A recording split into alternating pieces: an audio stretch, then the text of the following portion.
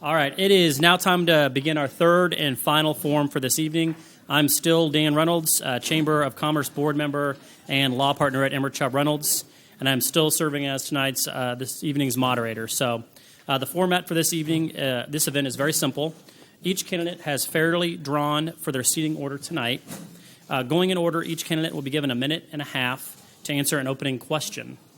After opening questions, I will then draw questions from the fishbowl of previously submitted questions from the Chamber's email submission process. Each candidate will be given a minute and a half to answer his or her specific question. We will follow this alternating process until each candidate has answered 3 questions. Then going in reverse order, each candidate will have a minute and a half to answer the same closing question, which will conclude the forum for ICC Board of Trustees candidates. I would like to point out that our candidates were not allowed to bring notes with them, although they are permitted to take notes during the forum. There are 8 candidates to fill 3 terms. Candidates Amber Gaston and Allison Labatt are unavailable for tonight's forum. Tonight's forum is also being videotaped and can be watched on cable access channel 12 and the city's YouTube channel. So with that, we are ready to begin with opening questions. Mr. Stephanie. Please welcome candidate number 1, Wayne Stephanie. Mr. Stephanie, what experience do you bring to the position that makes you a qualified candidate for the ICC Board of Trustees? You know, all your life you're told that you want to be number 1, and then something like this comes up, and you're number 1. And I think what qualifications I might have would be my work experience. I've run distribution centers.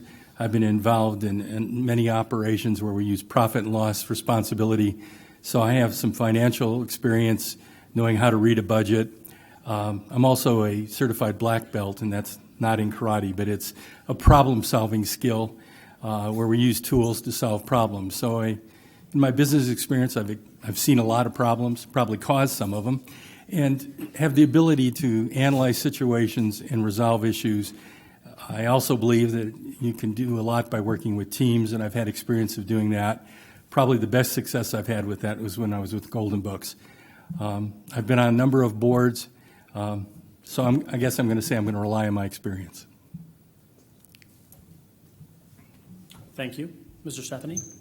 Please welcome candidate number 2, John Eubanks. Mr. Eubanks, what experience do you bring to the position that makes you qualified candidate for the ICC Board of Trustees? A lot of the experience, I do have experience as a teacher at the college, and I know what it takes for accreditation and what they have to do for assessment purposes. But also, my main thing that I taught was accounting and economics, and so I have a good idea of how financials work. I also served as the interim finance officer at the college for 7 months, and have a very good idea of how the college itself operates. I've also served on other boards. Right now I'm serving on the Innovation Business Resource Center, which is a volunteer board here in town.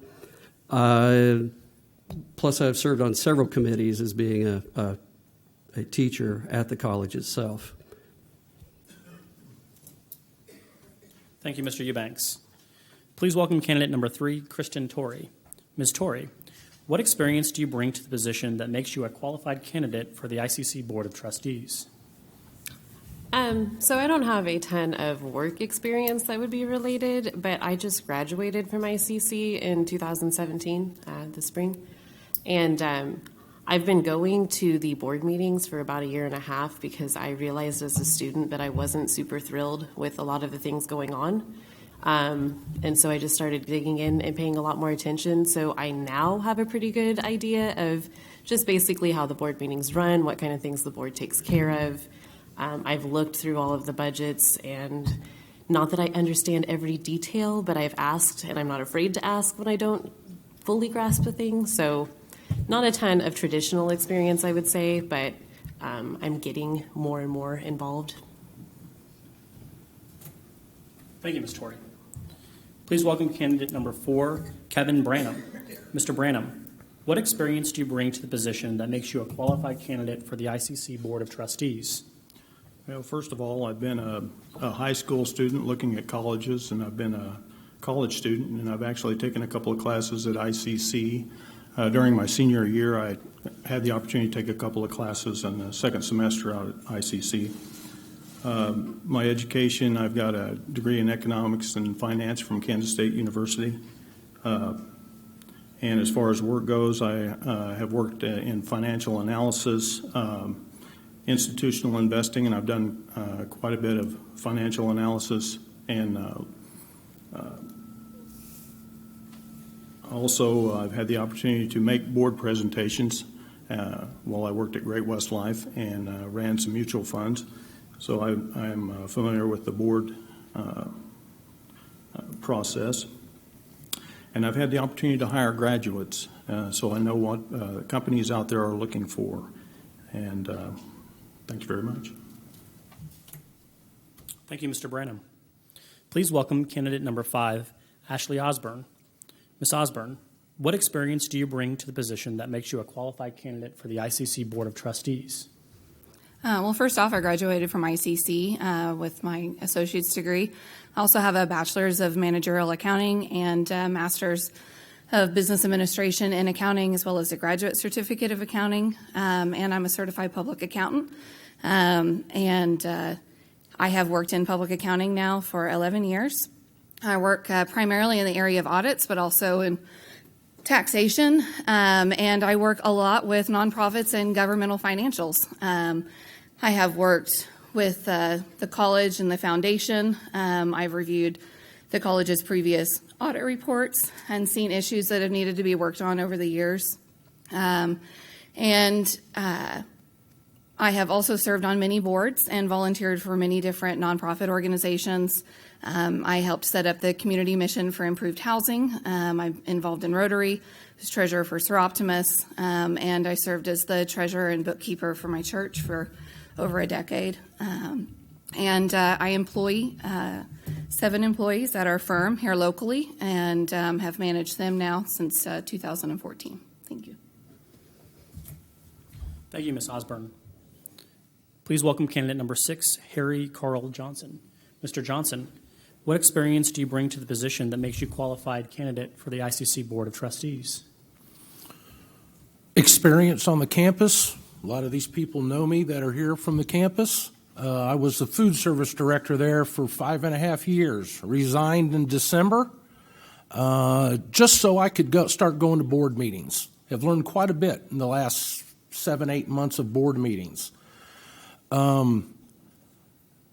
Graduate, University of North Texas, BBA, major field in finance, read budgets every day, have read budgets for the last 25 years, have followed budgets, making sure you're sticking to a budget. Another qualification that you achieve in the food service business is to be able to acquire information, make a decision in a timely fashion. My father likes to call it kicking the can down the road. There's too much of that going on. Just push it on down the road and let's let somebody else make that decision. Gather information, make a decision. Might be the wrong decision. You can always go back and fix that wrong decision. But if you're not making that decision, you're never going to know whether it was the correct one or not. Thank you.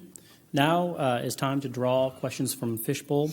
Each candidate will be given 1.5 minutes to answer his or her specific question. We will follow an alternating process until each candidate has answered 3 questions from the Fishbowl. All questions will be reinserted into the Fishbowl to be potentially answered by other candidates down the line. We'll begin with Mr. Stephanie.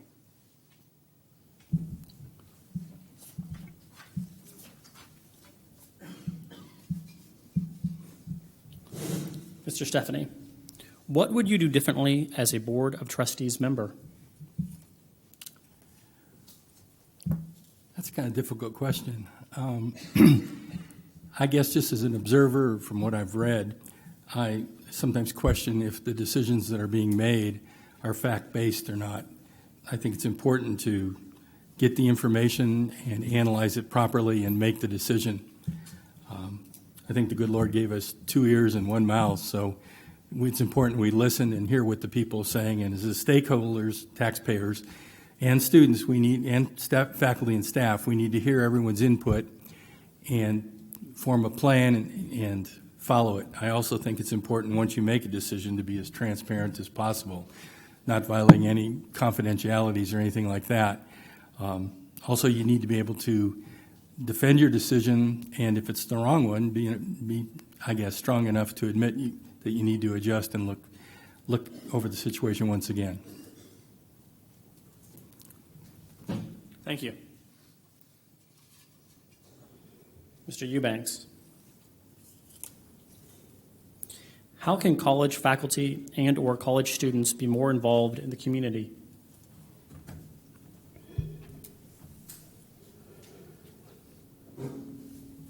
So faculty and students more involved in the community. Basically, we just as a community college itself need to have more people who are willing to volunteer, to move out and be seen and in the community. We can do service projects. We can ask what the community needs and then try to hopefully provide that. There are several opportunities that we do have that is advertised, such as like the Cleanup Independence that's coming up. But we also have to remember that we're not talking about just the Independence community. We're also talking about Cherryvale, who is also part of our district too, that we have to make sure that we serve them as well. So when it comes to looking for those volunteers, that's what we need to do is ask for the volunteers. I don't believe that people should be like forced to do something, but there should be plenty of people that if asked, I know that would actually volunteer and step up to the plate and be involved. Thank you. Ms. Tori, what is your understanding of HLC accreditation process that occurred on campus in the last 2 years? Okay, so the HLC comes out, that's the Higher Learning Commission. They talk to students, they talk to faculty, they talk to admin, they ask a bunch of questions, and then they go back and they type up a very long document, and they basically present the failings and successes of the college that keeps them accredited and a valid, well, not necessarily valid, but an accredited degree can come from that college. In the past couple of years, so we were put on watch in 2016, I believe, the spring or the fall, anyway. And that basically was, the ICC was very close to losing its accreditation. There were some issues with transparency in that the president and the board did not release the full HLC document to the public, so we didn't really know exactly, other than what we were told, was issues that were arising. So there have been issues that came from that, and a lot of that is probably why a lot of people are paying attention now, but that's basically the rundown and what I know of it. Thank you. Mr. Branham, how should you, as a trustee, respond if an ICC staff member comes to you with a complaint? You should introduce them to the proper procedure as to the proper staff member that they should address that issue with. I know in the past that people have gone to the president and other leadership with the board and that sort of thing. I think it's good that people feel free to go up the ladder and talk about those types of issues. Thank you. Thank you.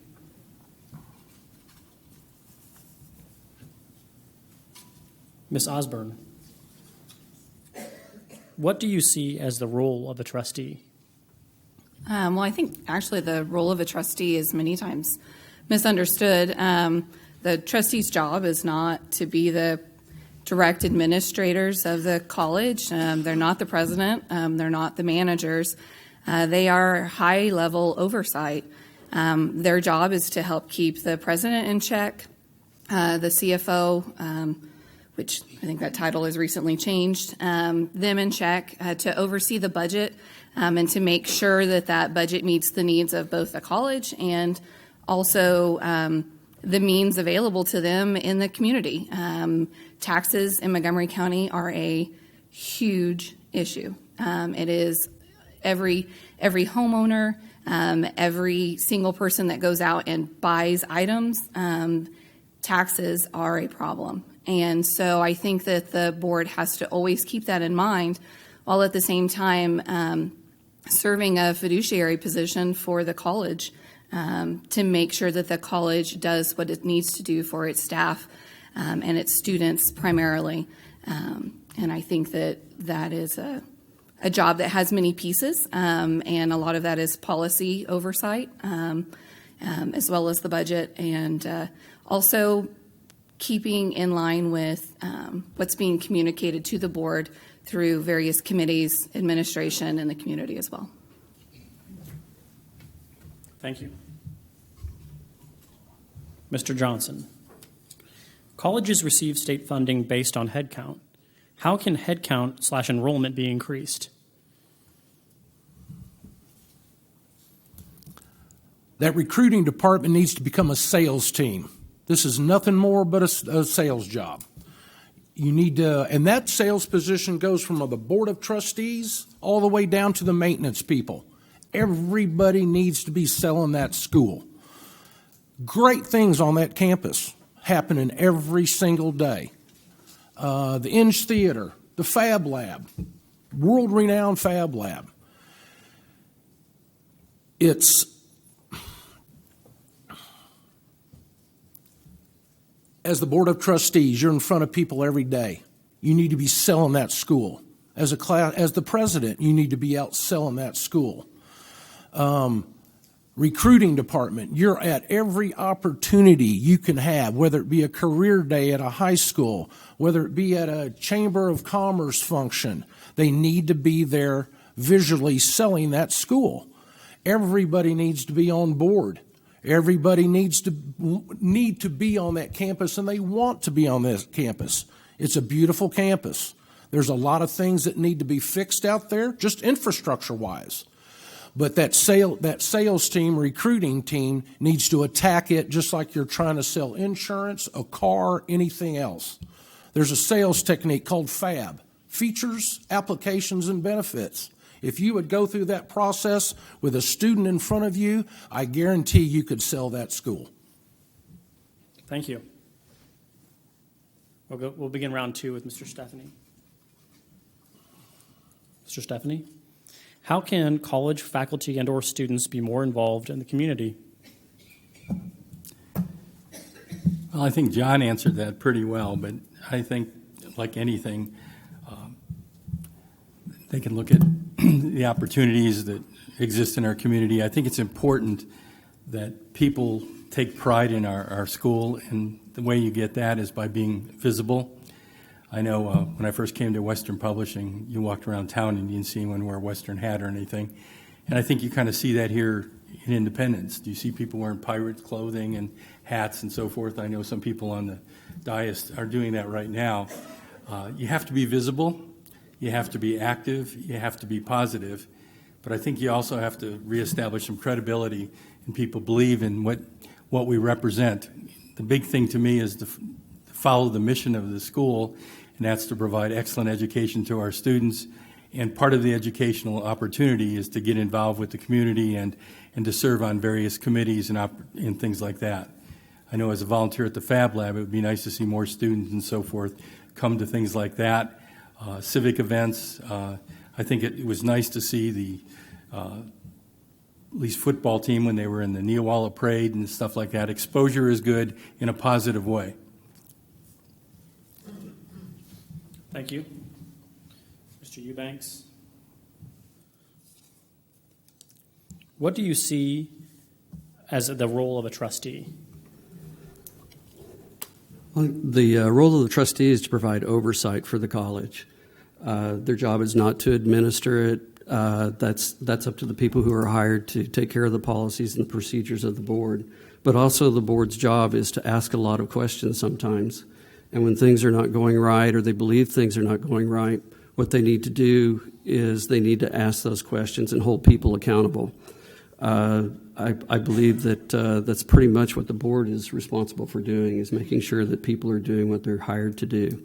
They also have to make sure that they hire people that are qualified in the positions in which they're being placed, and then making sure that those people are following the rules and regulations that are required. Thank you. Ms. Tori, what is your personal objective in seeking a position on the ICC Board of Trustees? So there's a lot of change happening right now with ICC. We're basically either in the process of hiring or just hired a brand new administration almost. There's just a lot of change going on, and I would like to be present and have some say in some of the new people coming in. I think it's become obvious that there were some issues with some of the previous people in those positions, and I don't want to see that repeated. That's really my probably biggest goal. I also really would like to see things turn more to being back to community-based. I think the ICC is almost kind of its own thing right now. The Independence and Cherryville don't really have a ton of interaction, the people who live here, other than if they've got a student currently out there. And I think that that could change a lot. I mean, it's a huge entity. It's been around for a long time. We should take advantage of it being there. Thanks. Thank you. Mr. Branham? What should be emphasized or promoted at the college? I think what should be emphasized is the student. I think we should be student-centric. I think we need to focus on recruiting students. We need to focus on educating them, which is the primary role of the college.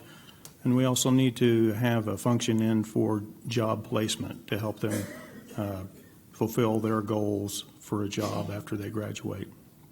I think we need to look at the faculty. We need to look at developing the current faculty.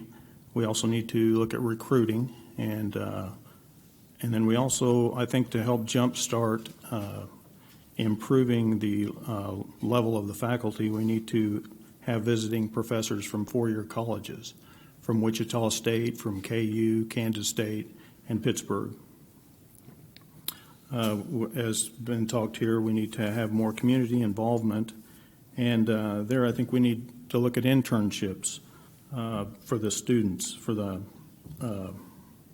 faculty. Maybe there's some opportunity for them to consult with local businesses. Need to look at the finances. There needs to be transparency on what's going on with the finances.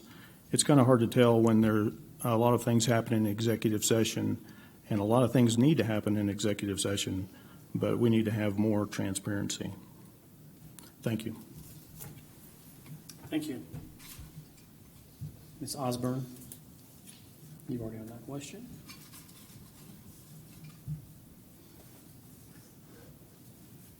Colleges receive state funding based on headcount. How can headcount/enrollment be increased? Well, I think one of the first things, and I think we're already on a positive track, is that the college has to continue their work to heal their relationship between the college and the communities that support the college. There has been a lot of animosity based on decisions over the last few years. I think that's why everybody's here. I think that's why there's so many people running for the board positions, because they want to see change, positive change. And I think once we start healing those, then once the attitude about the college reaches a more positive point, then we really have to hit.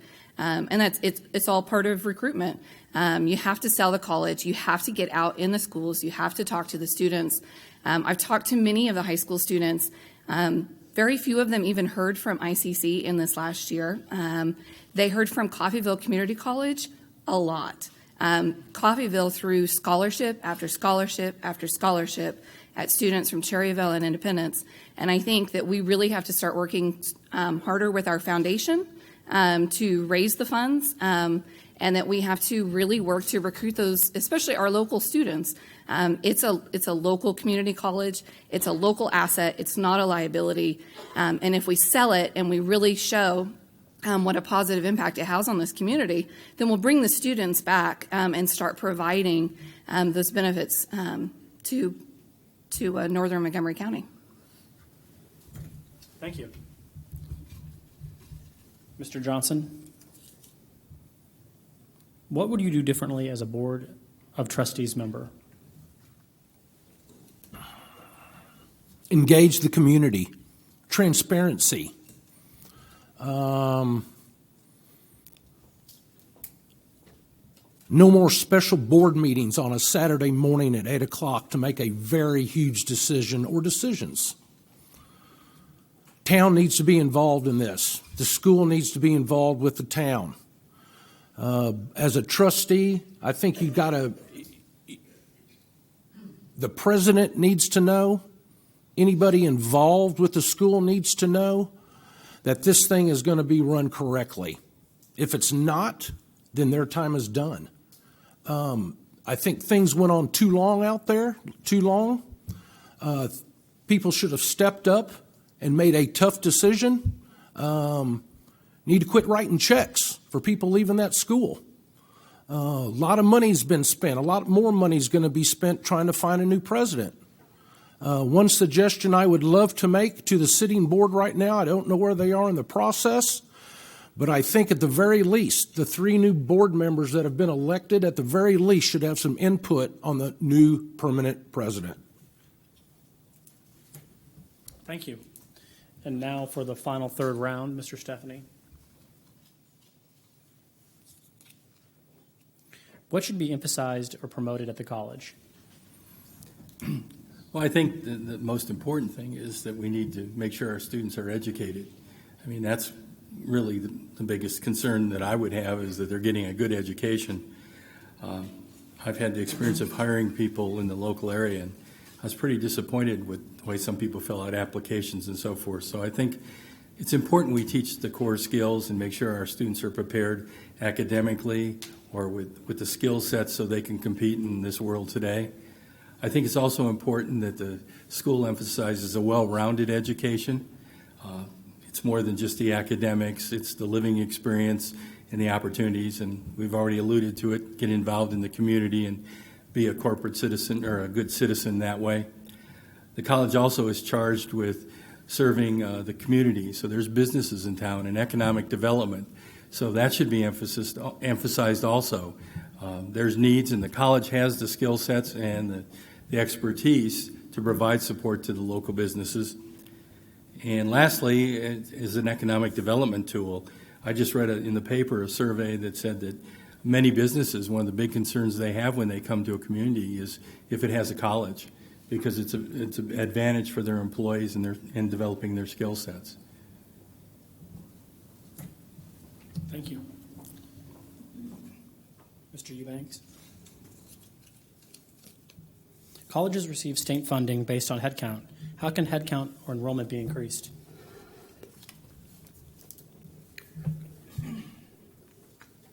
There's 2 ways in which you can do that.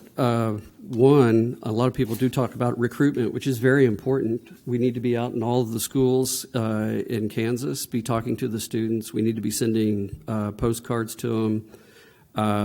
There are several things that we can do to make sure that happens, but we also have to talk about retention. If we're trying to keep our head count up, we also have to make sure that we retain our students who start here and keep them until they actually graduate. I would like to say that at the moment, I believe that financing is not based on head count at the moment. We're what's called held harmless at the moment, and we receive our funding. And until the legislature changes that, that might not help us one way or the other. But again, focus on both retention, focus on recruitment. And I do agree with what others have said, especially about receiving, cards from other schools. I can still remember, even when my son was in high school years ago, that I couldn't even count the number of postcards that he received from other schools, and yet I don't even remember ever him being contacted. So that is something that we need to do, is we need to get out, we make sure that we contact students that are getting ready to graduate and before they graduate from high school. Thank you. Ms. Tori, what would you do to bring ICC and the community closer together? Okay. So I think some other people have touched on it a little bit. ICC needs to have a lot better reputation with the community for it to get closer to the community. So a big thing is bringing attention to the good things that are already happening, because it's not all the drama is what a lot of us see, but that's not all that's going on. It's just all we hear about. So the theater, the Inge stuff, that's still awesome, always has been. We need to have more attention to that, more publicity for that, and just bringing more community-centered projects together. So when there are the Love Independence Days, put a big emphasis on getting the college out there and making sure that the students are dressed like students so they know, hey, they're wearing their ICC shirts, that must be ICC kids. Just to get a more positive vision of ICC happening would bring a lot of change, I think, in that direction, instead of just the constant negative and all the drama.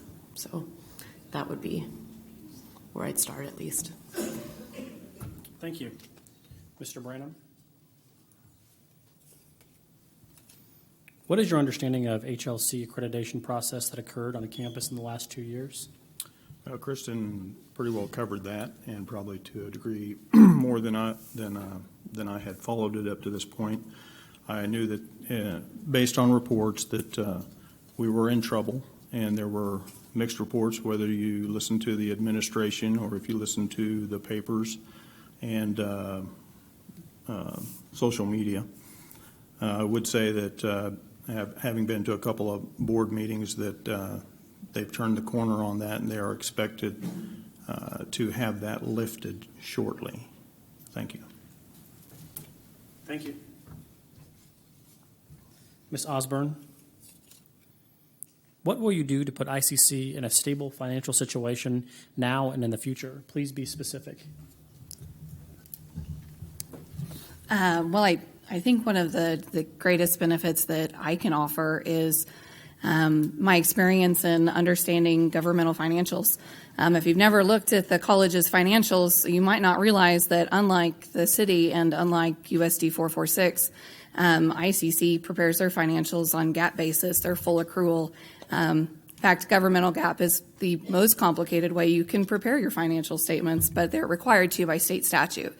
And so that level of understanding, I think, is the first step. I was at a board meeting when they flat out said, none of us are accountants here. And I think that you need that basic accounting knowledge to really put yourself in a better state of fiscal accountability. And the second is I'm quite experienced in dealing with budgets and the state statutes and auditing municipalities and understanding those statutes and how they play into how money can be spent. In terms of putting the college in a better state, I think it's paying better attention and following the zero basis budgeting process that they've now begun, and really tracking that along with past and present expenses so that we really key into actual expenses and spend more responsibly, as opposed to giving this huge number so that they have this possibility to spend it in case something comes up, which is how most municipalities budget. And so I think that will help in the future. Thank you. And Mr. Johnson, what is your personal objective in seeking a position on the ICC Board of Trustees? Making sure the college is sustainable. The college needs to be here. In no way, shape, or form does this college need to go away. It needs to be run correctly. Tax burden needs to be relieved on this town. They talked about it. The school district, city commission mentioned it a little bit. Everybody needs to cut costs. There are probably some areas that need to be increased on the budget. Marketing, we've been talking about a sales team getting out there, selling this school, increasing enrollment. So there will be increases. But a source of revenue is not raising taxes. That should be a very last resort and should not happen again. It needs to be cut. The tax burden in this county, the taxing district, and in this city are too high. I bought a house recently. I'm going to owe a lot of money in property taxes middle of December. And I don't think I'm going to like writing that check. So probably my number one goal and to get done is to get this college on the right track financially and then also to lower everybody's tax burden. I think everybody could agree on that. Thank you. And now it's time for our closing question. In order to do that, we'll go in reverse order, starting with Mr. Johnson. Each candidate will have the opportunity to answer the same closing question. Mr. Johnson, what would be your number one priority to improve the college?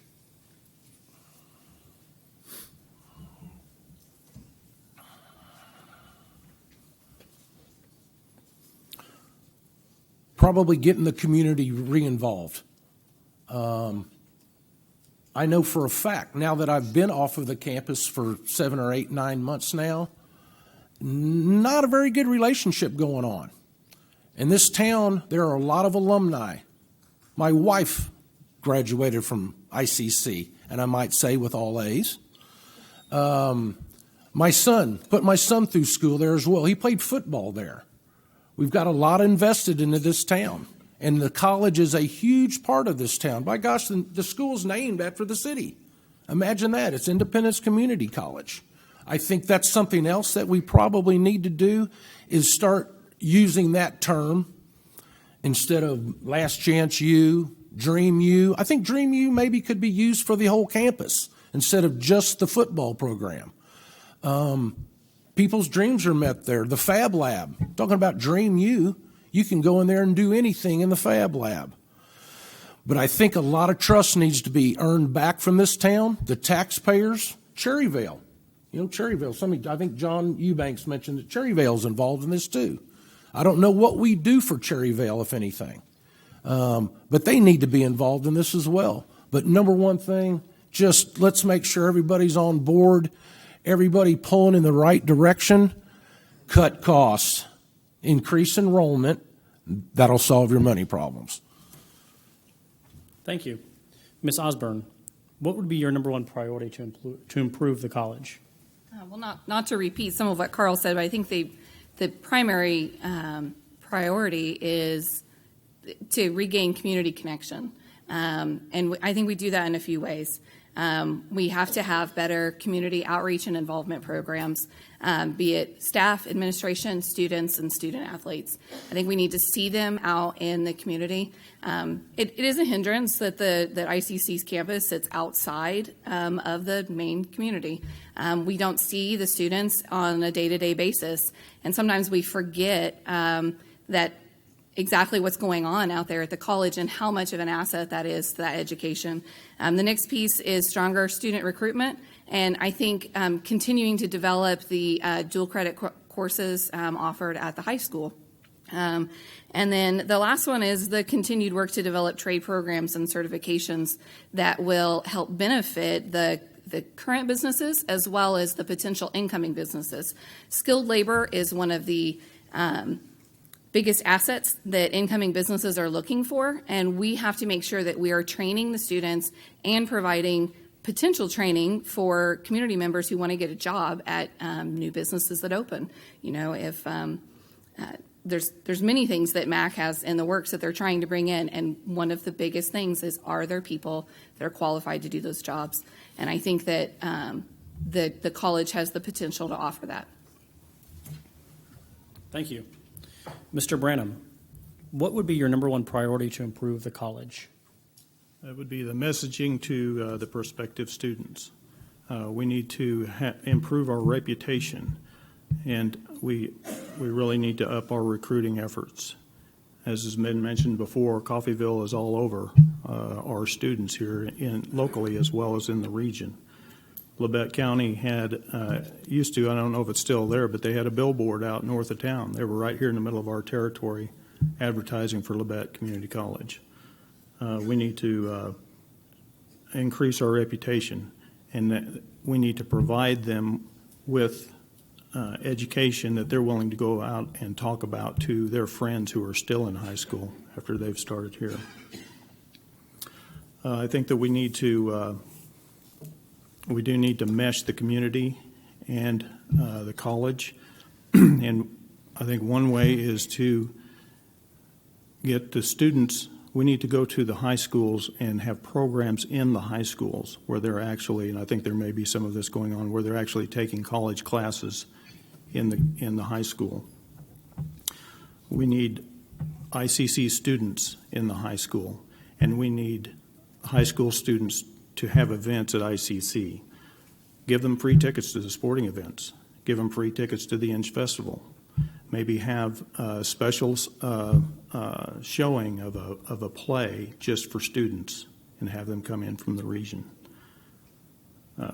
Thank you very much. Thank you.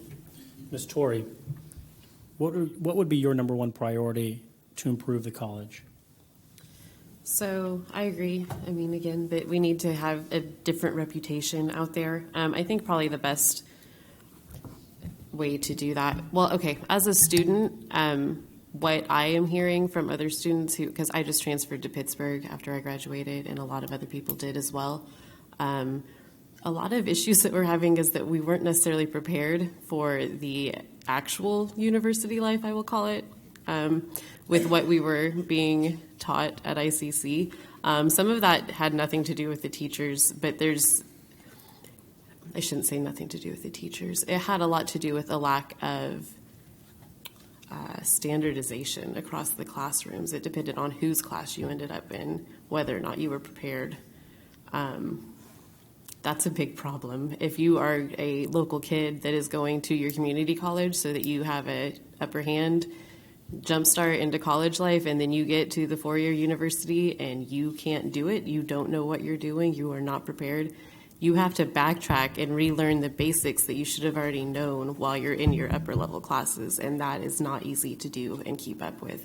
So that is a big thing for me. I think that there needs to be a lot more focus on academics and on that implementing there's standards already written out for all of everyone, but they're not necessarily followed. I just think that needs to have a little more work. Thanks.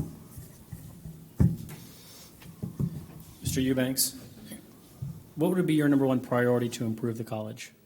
I think everybody said a lot of it, but what I believe everyone is saying is that we need to bring the focus back on academics. It is a college. We have the college itself has some very good faculty members. We need to do things to make sure that we retain them and that we recruit very good faculty in the future when we need to. We do have to build that relationship between the city of both Independence and Cherryville with the college. We have to make sure that they know that we do have their interests in mind and that their kids can come to the college and get a good education and move on to another four-year college. We probably should work a lot more on 2+2 programs with us and other four-year colleges so that we can make sure there's seamless transition for our students when they go. And as Kristen said, maybe a better job of preparing them to move on to a four-year university. Thank you. Mr. Stephanie, what would be your number one priority to improve the college? Well, as a businessman, I think the college could be run like a business, and we should be evaluated as such. My priority would be to establish or reestablish credibility, both with the community, within the student organization, and even within the faculty and staff. I think we need to make sure the financials are in order and that we're on solid ground that way. And I think we need to balance the priorities. I've looked through the budget and I see some spending imbalances, and I think we've all experienced or seen that over the years. I think it's important that we make fact-based decisions based on the information we receive from our shareholders, and that group includes the students, again, the faculty, and also the community. It's important that we're transparent and that we communicate our decisions and are in a position to explain our decisions.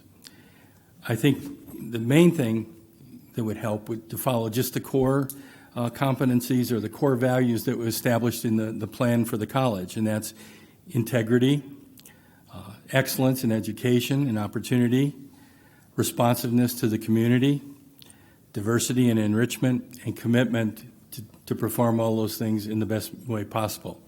I think the college is at a really good opportunity right now.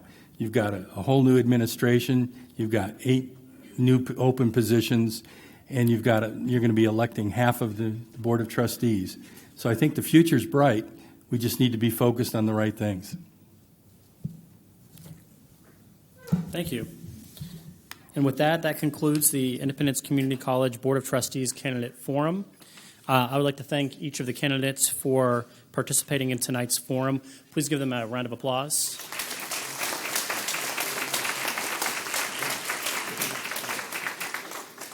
I think they did an excellent job giving you their insight and perspectives as to the ICC Board of Trustees. Before we close tonight, I'd like to remind everyone that we'll be casting ballots for USD 446 Board of Education, the Independence City Commission, as well as the ICC Board of Trustees on November 5th, Tuesday, so we'll remind you of that. And there are voting registration forms if you need one of those at the table underneath the light switches. And with that, I appreciate everyone for showing up, and have a good night. Thank you. Thank you very much. I appreciate it. Good job.